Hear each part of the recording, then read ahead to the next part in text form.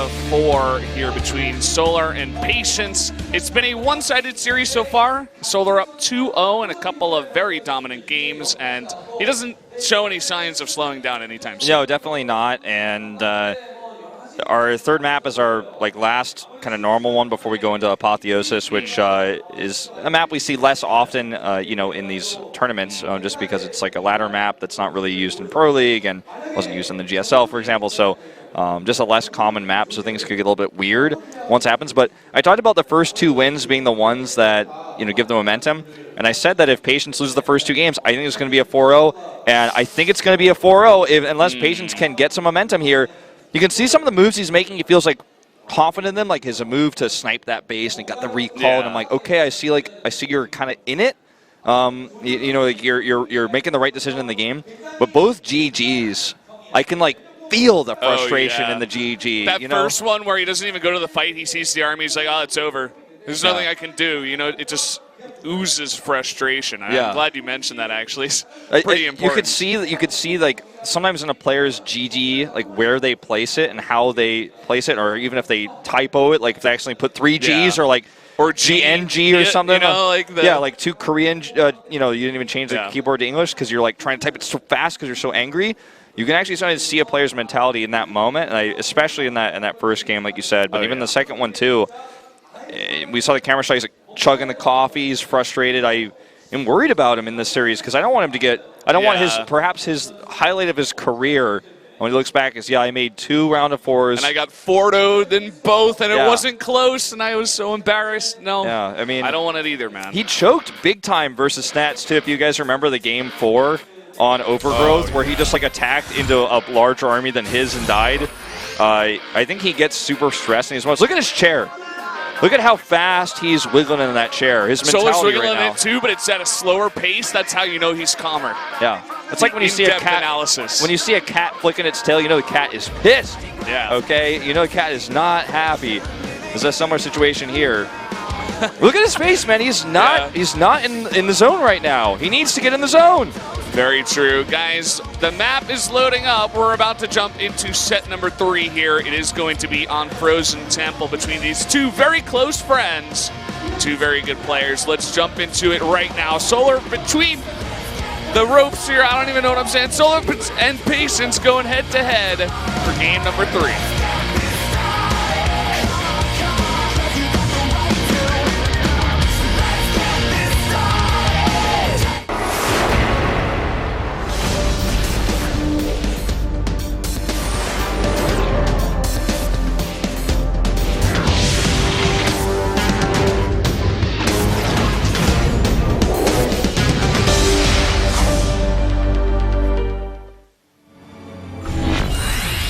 Here we are on Frozen Temple, one of our frostier maps we have in the pool. Down in the bottom right in the red, on a streak so far. He's up 2-0. It is Solar.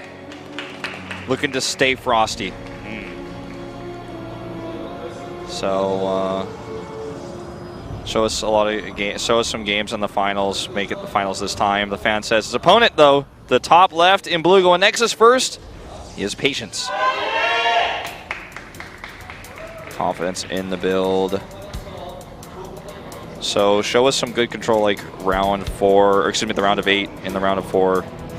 Talking about last season, he did look really good in that series. And we'll see if he can do it again here. It's kind of interesting that Patience goes Nexus first. Sometimes when you're feeling behind in a series, you want to take some kind of greedy either economic play or some kind of all-in to try to catch your opponent off guard. And it's kind of interesting because the Overlord path, it does take pretty long on this map, even though it's one of our shorter maps.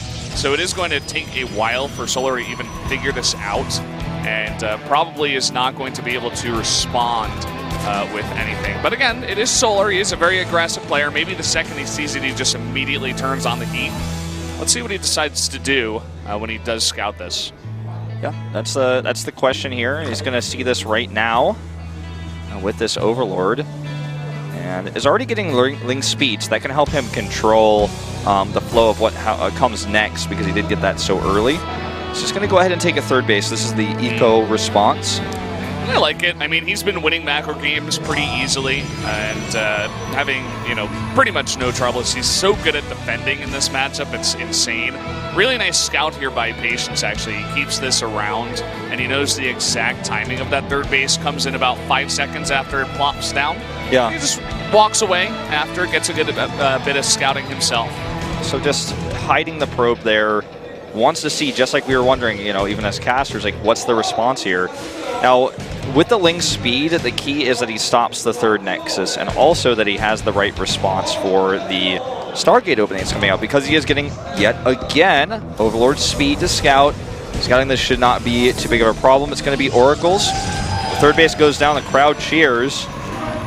Something's happening. Hello from Texas! Uh-oh. Is that Rapid's brother? Could be, man.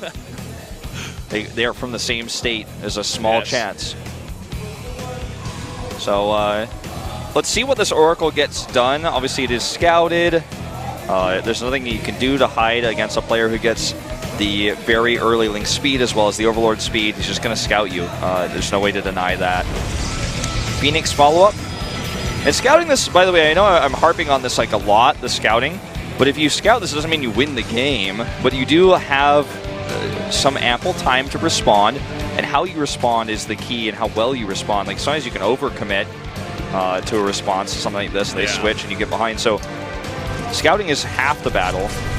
Control like this, very good queen control here, good positioning as well. Blocks what they say, knowing is half the battle, and Solar's got the other half the battle down as well. He's playing it out really. His responses are just really crisp, and it's interesting because I want to see something different out of Patience this time. I don't want to see him just get pulled into another long macro game against Solar, which definitely can happen on a map like this. The fourth bases are very far away from each other, and they're decently close, the fourth and the third, so you can defend pretty easily. You see a lot of ZVTs go decently late if nothing happens in the early game on this map. And I'm looking at Patience's build, and he's doing the exact same thing in game number 2. So I'm kind of worried for him here. Yeah, no, I think it's a pretty reasonable concern. You know what? Sometimes there's pros and cons to sticking to your guns and doing the same build. Obviously, one is you become predictable, and if it didn't work before, it might not work again. But this is the build that you're most practiced with, and so the pro is that you know it the best. And if you switch it, you might just even play worse, and things could even get fall apart from there. Obviously, a pro gamer at Patience's level, I mean, he made the round of 4 in Star League. Someone that good is going to be good at probably 20 different builds that aren't even seen a pro play, but he still could kill someone with it if he needed to. There's obviously pros and cons. Like I said, if this is the build he feels most comfortable with, it's the one he wants to do at this super high stakes match. But if he does it again and then he loses this game and he does it in game 4, I'm like, well, I think you're really reaching at that point to make this build work. And he is actually mixing it up at this point in time. He is going for earlier gates and going for the +1 as well as the glaives. They're going to line up together. But also the earlier Dark Shrine. I guess, he had some success in game number 1 with his Dark Shrine play. Perhaps he wants to use that again, or at least try to use it again on this map. And you can get Dark Templar from your third base over to your opponent's natural pretty easily, and if he goes for like the triple Dark Templar play and snipes the Spore once again, he can get a lot of damage done. So we'll see how he does control. Dark Shrine is about to finish here, and there's a Warp Prism on the map, so maybe he wants to pressure the fourth while warping in some DTs towards the natural. Looks like that's the plan here. He's got a few sentries, which I do like, and he can fall back to the sentry ward that the Oracle has created. So this looks risky, and it is very risky. But if this works out, he gets a huge amount of value. Oh my god, he's really going up for broke with these DTs. This is so almost all in with how much he's committed to them. But look, there's no answer. He's just going to target down the Spore Crawler here. And he basically just said, hey, take all your units to deal with the sentry push, and I'm going to actually split over. You're not going to have enough units. I'm going to target down your Spore. I'm going to get your hatchery here. And he will snipe this hatchery. And he can actually pick up and get out sick right before the Overseer. This was a very nice two-pronged attempt. He's harassing, drawing the units away, then going for this snipe on the hatchery, and this works out. This is the first big lead I think we've seen from this this Protoss in this series. And look at what he does as well. He immediately morphs them into Archons. The DTs, they did their job, right? There was one Overseer on the map, and he did have the Spore, but his response was not as crisp as we saw in games number 1 and 2. So now what is he going to do? It looks like, oh, look at this. Stasis Ward, not sure if it's going to do too much. You know what it is going to do, though? It's going to delay this push. And it's going to buy him some extra time, get him another warp in, and even cancels that 5th, Yeah, too. that's pretty nice getting that 5th canceled, because that 5th is kind of like also a 4th right now, because the hatchery was killed at the natural, so he's really on 3 bases right now until that 4th is remade. And getting that 5th up would kind of help mitigate the damage he took. This is going to be a tough attack to make work. The Stasis bought time, as you mentioned. He's not done with Harass either. So you got to crash your Banelings into Archons. Defend with Lings, I dare you. Now, he needs to hold this, though. There's a Stasis Ward, but he's not in it. He needs to get back. It goes up. It doesn't get much. There's a couple of overcharges here, but only one cannon. The Archons are doing serious work, but he needs more. The Immortal does use Barrier. No more overcharges here. He's morphing one more Archon, trying to tank this. But there's so many Ravagers, and that's the real issue here. He needs more Warpins. He needs more units. He maybe even wants to send these back. Yeah, I mean, he needs them back to defend his base. I think he's going to lose this. He's going to lose it, definitely. He can't do anything here. And, you know, Solar's taken minimal damage back at home, but he immediately takes another 4th base. Yeah, he can lose his Rotorn, he can remake that. He does need to respond to that eventually, and his units are kind of out of position, but once he does deal with that, he's going to be in a pretty good spot in this game.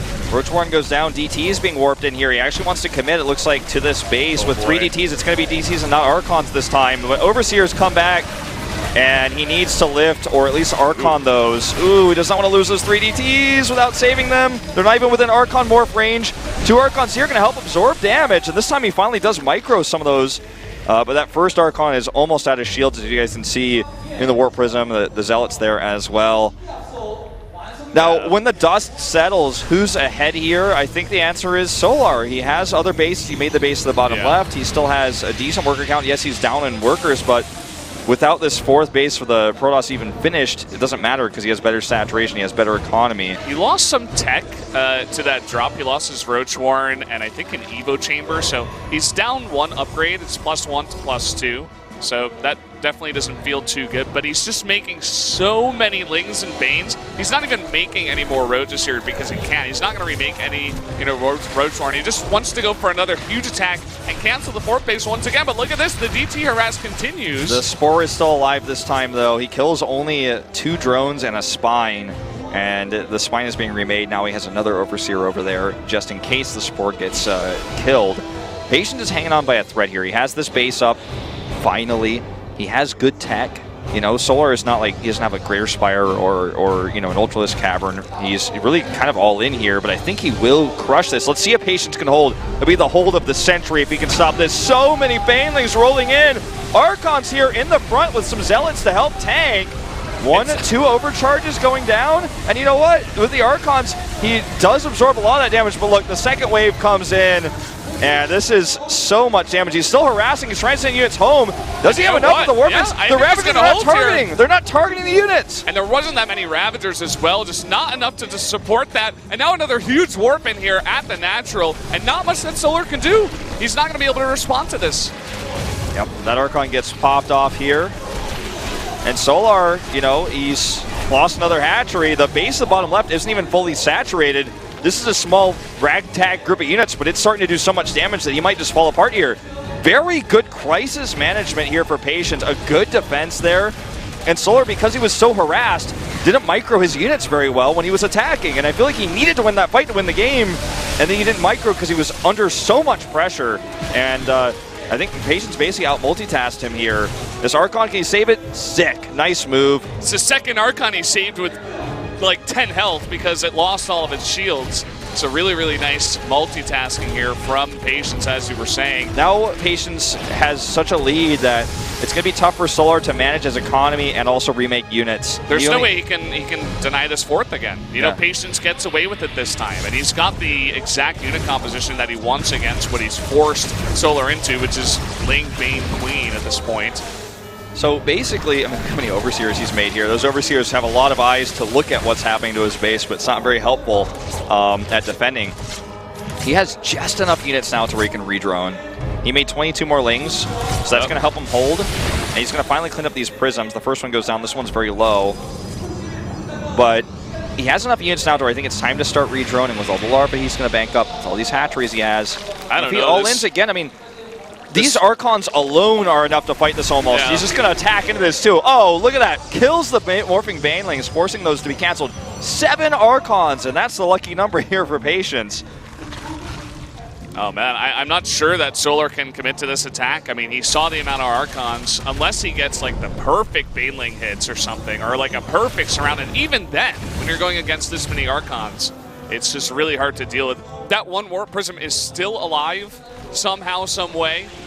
And is Solar going to commit to it here? It looks like he will. Archons can absorb so many Baneling shots. As you guys can see here, the AoE damage is real. And that is an easy wipe of these units. GG, Patience takes his first win and making this into a series.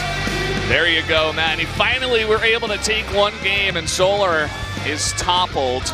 Even talking to himself here a bit in the booth as he becomes the frustrated one, taking that loss. And as you said, we have a bit of a series on our hands now. Yep. You guys are going to see me on camera messing with my monitor because it's been giving me some issues, guys. About a third of the time in casting day, I've been casting a black like, screen. What are you doing? And it's working now, but it's all lopsided and it looks weird on camera. I'm trying to fix it, but it's okay. No one can come fix it right now because we're on camera, so it's like people like around the edge, like fix it. I'm like, no, wait, we're on camera. The production nerds, they're just lurking. They're in the lurking shadows. around. They're like burrowed down like lurkers, like about to pop up the second we get off camera, run over and fix it. At least it's working now. We got actually completely replaced, and it's a little bit like the con with the other monitors. It went black a little bit. This one's a little bit sideways, but I prefer the sideways one where I can see what's going on. Yeah. This is the better one. So apologies for like me missing some stuff in those games because it was a bit wobbly, then it was a bit it's black all right. and white. We forgive you, Wolf. It's not your fault. And this is going to be interesting now. We're going into Apotheosis. Yeah. And both Classic and Patience had that as their 7th map pick. Seems like Protosses don't like this map against Zerg. Seems like for Zergs it's really easy to get that gold. Pretty early on you could take it as your 3rd base, and it's pretty easy to defend. So I understand that. We saw Classic take a very interesting approach, as I said before, where he took a early-ish 3rd himself, but then he got an early Dark Shrine as well, and he sniped the rocks and cut off the army and had a portion of his army on the left side so that it couldn't get out. And then the DTs went in and killed all the stuff in the main and the natural. So it was a really cool build. Right now in Korea, DTs are such a prominent tech for Protoss in almost every every matchup. Yeah, like Protoss like the least, I guess, but like in PvT you see it so much. Here is Legend, the Afrika Freaks coach. Gonna he come is in a here. legend. He is a legend. For those of you guys who don't know, because I know this, like StarCraft 2 it's been around a long time in Korea. I've been here a long time. You've actually been here a long time now as well. He was the original observer at GOM TV for StarCraft 2, the first GSL observer. He actually showed all the games. And then became the exclusively English stream observer, and then decided to try his hand at being a pro gamer, then ended up being the coach, and finally found himself as a coach. He was made like several amateur teams, none of them could qualify for like the GSTL, but he became the StarTale coach after management switches there. The old StarTale coach became the MVP coach for Heroes. And he took over the StarTale team, which became Spenno, which then became the Afrika Freak. So wow, he's been around since the beginning, and he knows so much about StarCraft 2 and about the players. Like he himself is not even, I don't think, even Grandmaster level, but you don't need a coach to be Grandmaster. You need them to understand the game, the players, and what the players need and what they need to be focusing on, and that's actually what's really important. I think Legend is great at that. Yeah, he's a fantastic coach, and I think definitely part of the reason why Afrika saw a big spike in success in round number 3, where they just came in, everybody was playing really well, alive, curious, Patience, taking games off of big players like Dark, like